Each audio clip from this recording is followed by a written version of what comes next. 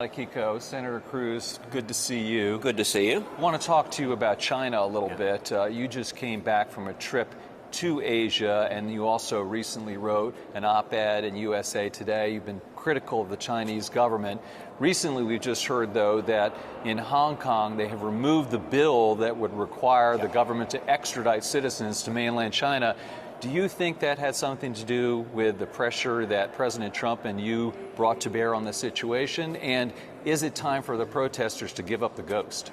Well, listen, I think it is a positive step that they formally withdrawn the extradition bill.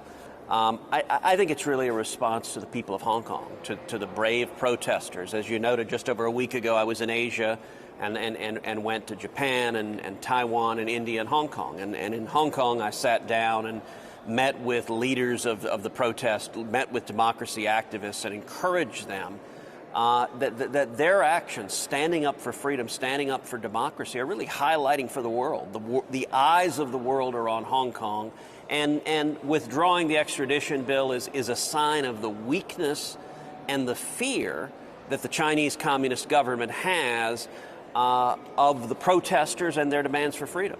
Is it time for the protesters to stop? Look, I think they're going to make that decision based on the ground, what's real. They're standing up for democracy. They're standing up for freedom, and they're standing up for China to follow its diplomatic treaty obligations.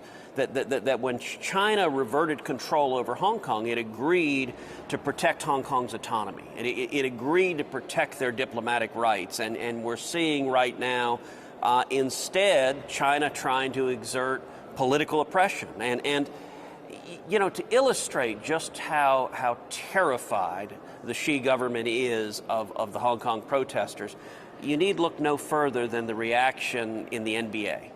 A couple of weeks ago, as you know, Daryl Morey, the general manager of the Houston Rockets, my hometown team, tweeted out a really benign tweet that said, "Stand for freedom, stand with Hong Kong." And the government of China, the communist government, went nuts. They canceled the Houston Rockets TV contracts. They canceled their internet contracts. They canceled their supporters. Right. They canceled everything.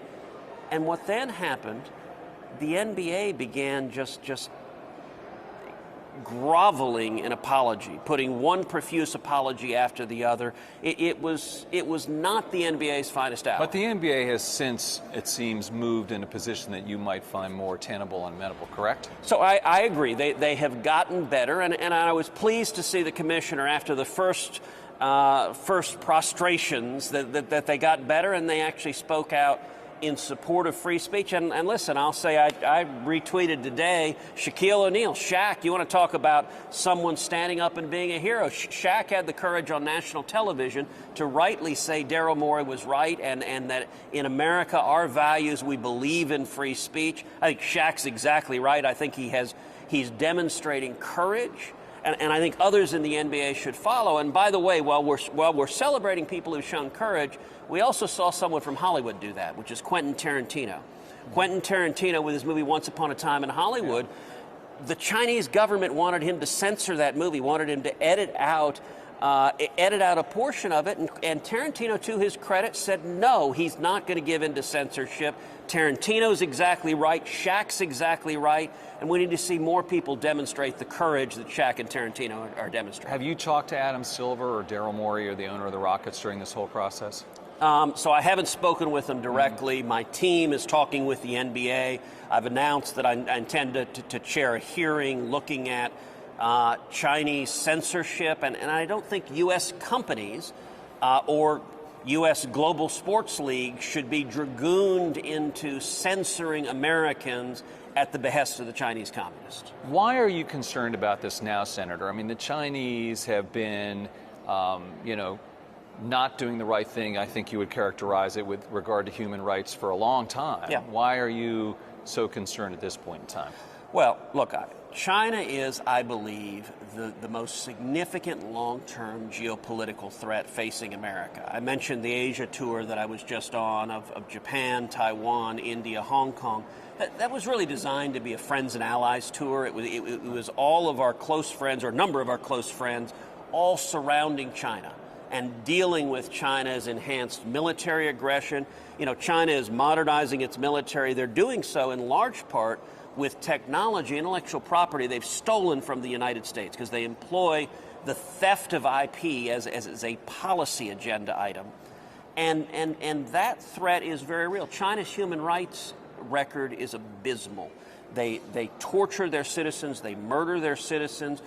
Roughly 1 million Uyghurs are held in concentration camps. And so I've long spoken out against Chinese human rights abuses. What we're seeing now, though, is a more dangerous incarnation, which is U.S. companies. They're so desperate to make a buck in China, and I get it. Look, it's a lot of money, access to the Chinese market, but we shouldn't have our fundamental values. Free speech shouldn't be for sale. So what is the way forward, let's say for Apple, which is a company that you've been critical of? I mean, you're suggesting that they can and should do business there, but it's a difficult path to navigate. So how do they do it?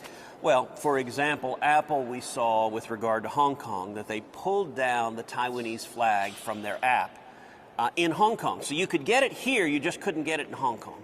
They also pulled down a separate app that the protesters were using to help organize. I don't think U.S. companies should be willing to aid and abet oppression and censorship by the communist government. But don't companies have different business practices in other countries, say in Saudi Arabia or places in Latin America, all the time? Look, there are all sorts of cultural norms. The cultural norms are different from torture, murder, and oppression. Basic human rights, there's no cultural norms that justifies putting 1 million Uyghurs in concentration camps, that justifies persecuting the Falun Gong for expressing their faith and religious beliefs, for persecuting Tibet. And one of the ways that the Chinese Communist government seeks to enforce its repression is through censorship. And if American companies, if Hollywood is willing to be the vehicle of censorship, I'll give an example. The new Top Gun movie is coming out. Right. Top Gun, great movie. So the back of Maverick's jacket, they have apparently removed both the Japanese flag and the Taiwanese flag. They were both on the back of Maverick's jacket. Why? Because the Chinese government didn't like it? That's terrible. Yesterday, Bob Iger said, he was asked about China, and he said, I'm not going to comment because I'm damned if I do, damned if I don't. Is that in itself capitulation? Of course it is. And Top Gun was probably the greatest military recruiting film of all time. We now have Maverick acting scared of the Chinese communists.